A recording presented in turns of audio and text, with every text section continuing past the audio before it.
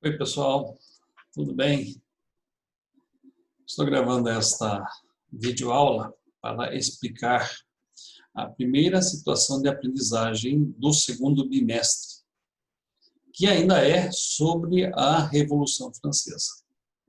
Estamos estudando a quarta parte da Revolução Francesa.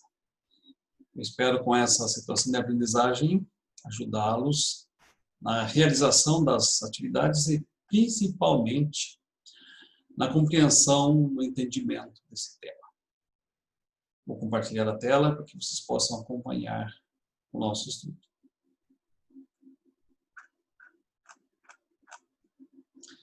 Nossa situação de aprendizagem, portanto, é a primeira do segundo bimestre. Tem como tema a Revolução Francesa, parte 4. Como sempre nós fazemos, a primeira parte do nosso texto é ligando os pontos. É o momento que você vai estabelecer uma conexão entre aquilo que foi dito anteriormente e aquilo que está e estará sendo estudado nessa situação de aprendizagem. Então, o que nós já vimos sobre a história da Revolução Francesa? Primeiro ponto, quando o rei Luís XVI quis aumentar os impostos e cobrar estes impostos do primeiro e do segundo estado, que até então não pagavam, eram isentos, estes estados se revoltaram. E eles pediram a convocação de uma Assembleia dos Estados Gerais. Essa Assembleia dos Estados Gerais existia desde há muito tempo, mas também fazia muito tempo que ela não se reunia. Pois bem, esta Assembleia foi convocada, esta Assembleia se reuniu, mas o terceiro Estado não aceitou o sistema normal de votação. Como era o sistema normal de votação? Um voto para cada Estado. E tendo um voto para cada Estado, o primeiro e segundo Estado sempre faziam prevalecer a sua vontade. O terceiro Estado, ele passou a defender que o voto fosse feito um voto para cada pessoa, ou um voto por cabeça. Assim, o terceiro Estado, que tinha mais componentes, poderia fazer valer ou fazer prevalecer a sua vontade. O rei, percebendo esta atitude do terceiro Estado, ele tentou dissolver a Assembleia, ou seja, ele tentou acabar com a Assembleia, mas já era tarde demais. Por quê? Porque o terceiro Estado estava firmemente decidido a permanecer reunido, mesmo sem a participação de outros Estados. Essa atitude do terceiro Estado fez com que houvesse uma revolta na França e esta revolta se espalhasse para todos os segmentos sociais. E um fato simbólico dessa revolta é a tomada da prisão de Bastilha, uma prisão que representava o absolutismo monárquico, uma prisão onde eram levados os dissidentes do absolutismo monárquico. Esta revolta assumiu grandes proporções e mesmo a Assembleia Geral, ela temeu as consequências desta revolta e procurou tomar medidas populares para pacificar a população. Foi promulgada a Declaração dos Direitos do Homem e do Cidadão, a famosa Declaração dos Direitos do Homem e do Cidadão, e, por fim, vimos que o primeiro Estado e o segundo Estado não aceitaram as decisões tomadas pela Assembleia Nacional, especialmente as decisões lideradas pelo terceiro Estado. E eles passaram a organizar forças contra-revolucionárias. O ponto que nós vamos estudar hoje diz respeito à monarquia constitucional. Em 1791 foi concluída a Constituição da França, Constituição elaborada por esta reunião, por esta Assembleia dos Estados Gerais. E definiu-se como sistema de governo uma monarquia constitucional. O que é uma monarquia constitucional? é quando há o governo de um rei, mas os poderes do rei deixam de ser absolutistas. Eles passam a ser limitados por uma constituição. E quem liderou esta mudança de regime foi a alta burguesia. O que essa constituição, promulgada no ano de 1791, ela estabeleceu? Primeiro ponto, no plano social, a igualdade jurídica de todos os cidadãos. Todos são livres aos olhos da lei e aos olhos do Estado, e todos são iguais perante a lei. Ou seja, todos têm os mesmos privilégios, todos têm os mesmos deveres perante o Estado. Um segundo ponto, no plano econômico, a liberdade completa de produção e circulação dos bens e a não interferência do Estado na vida econômica. O Estado deveria estar à parte da vida econômica. Os burgueses e as pessoas deveriam organizá-la, desenvolvê-la de uma forma livre e autônoma. Eles poderiam produzir os bens que quisessem e esses bens circulariam segundo a sua vontade, sem a interferência do Estado. Um terceiro ponto desta Constituição, no plano religioso, deveria ocorrer a separação entre a Igreja e o Estado. Deveria ocorrer a liberdade de crença. Lembre-se que todos estes princípios são princípios iluministas. E os burgueses, cuja ideologia era o iluminismo, eles defendiam a separação do Estado e da Igreja, a liberdade de crença, porque quando se deseja fazer o comércio, a liberdade de pensamento, a liberdade filosófica, a liberdade de crença é necessária. Eu não preciso pensar da mesma forma, defender a mesma filosofia, ter a mesma fé, para que eu possa realizar o comércio, comprar ou vender. No plano político, a divisão dos poderes. Percebam que, além da monarquia constitucional, nós passamos a conhecer outros poderes, que são os poderes executivo e judiciário. E também a representatividade do poder.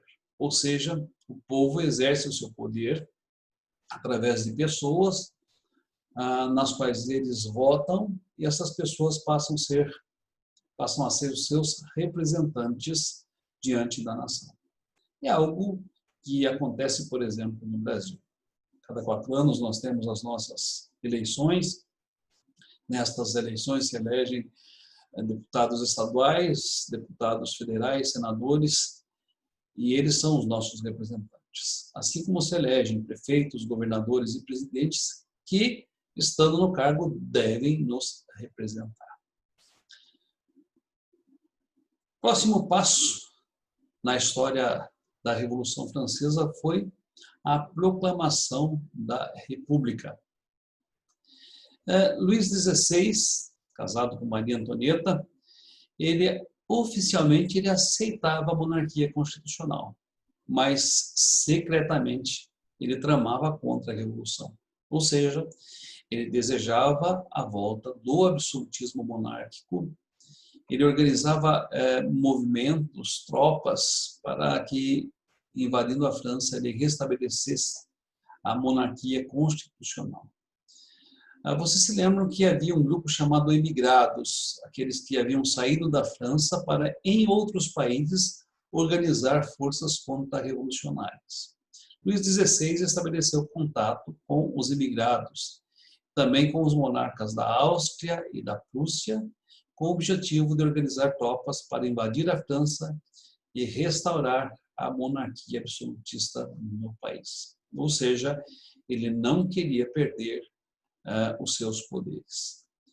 Com a ajuda de Lafayette, ele tentou fugir da França em 1791 para juntar-se às forças contra-revolucionárias que estavam se organizando no exterior. Mas foi reconhecido numa cidade de Varennes e conduzido à capital francesa, foi mantido sob vigilância. Ou seja, além de não conseguir organizar as forças contra-revolucionárias para fazer voltar ao absolutismo monárquico, ele foi preso, foi conduzido à França e passou a estar sob constante vigilância. O exército austro-prussiano, então, invadiu a França, apoiado secretamente pela família real. E os líderes, então, revolucionários, como Danton e Marat, fizeram apelos a todos os cidadãos para que se levantassem e lutassem contra estes que, a partir de então, passaram a ser considerados traidores da pátria. Luís XVI, suspeito de traição, e como a história comprova, não somente suspeito, mas realmente um traidor dos ideais revolucionários, ele teve os seus poderes suspensos.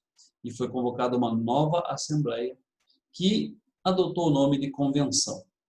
E esta Assembleia, ela proclamou a República. E a República, ela adotou inclusive um novo calendário na França, para fugir do calendário cristão até então adotado. E passou a estabelecer uma nova data para a contagem do tempo. O ano de 1792 passava a ser considerado o ano 1 da Revolução Francesa. Observem que os calendários cristãos têm no nascimento de Cristo, o ano 0, e a partir de então passa-se a contar os anos. A França queria fugir desse sistema de contagem do tempo. O ano inicial da história francesa passaria a ser 1792 e, a partir daí, a nova era francesa teria sua contagem de tempo estabelecida. Esta República Nacional e a Convenção, elas estavam divididas em 3 grupos políticos, e eu convido a sua atenção para estes grupos políticos. O primeiro deles era o grupo dos girondinos, e eles representavam a alta burguesia. Lembra-se que no terceiro estado havia a alta burguesia. E os girondinos, representantes da alta burguesia, defendiam posições moderadas. Eles tinham medo que os camponeses, por exemplo, os sans-culottes, que eram as camadas mais populares, assumissem o controle da revolução e comprometessem a riqueza econômica da alta burguesia. Estes se sentavam à direita da Assembleia. Este é um termo que você vai ouvir ao longo da história por muitas e muitas vezes. Fulano de tal é de direita, fulano de tal é de esquerda. Onde nasceu isso? Onde surgiu isso? Aqui, na Revolução Francesa. Os girondinos eram considerados aqueles que eram de direita. Mas por quê? Porque sentavam-se à direita da Assembleia. Pura e simplesmente por isso. Os jacobinos, eles representavam a pequena e média burguesia, o proletariado urbano e os sans-culottes. Portanto, eles representavam as classes menos favorecidas, as classes mais pobres. E eles defendiam posições radicais em benefício das classes oprimidas. Eram, portanto, conhecidos como grupos da montanha, pois ocupavam o lugar mais alto da Câmara e, observem, sentavam-se à esquerda da Assembleia. Esse termo vai sofrer modificações ao longo da história para identificar outros grupos políticos e ideológicos que nós estudaremos oportunamente. E havia o grupo da planície, que representava a burguesia financeira. Esse grupo não tinha uma posição ideológica, ele inclinava-se para o grupo que estivesse no poder. Eram também conhecidos como o grupo do pântano, pois eles ocupavam a região mais baixa da França. Com esta breve explicação, nós esperamos levar você ao entendimento, à compreensão desta parte importante da Revolução Francesa, assim como esperamos ajudá-los a resolver as atividades que foram propostas e esperamos que vocês tenham assim suas dúvidas, depois de ler o texto, suas dúvidas esclarecidas. Bons estudos, um grande abraço, saudades.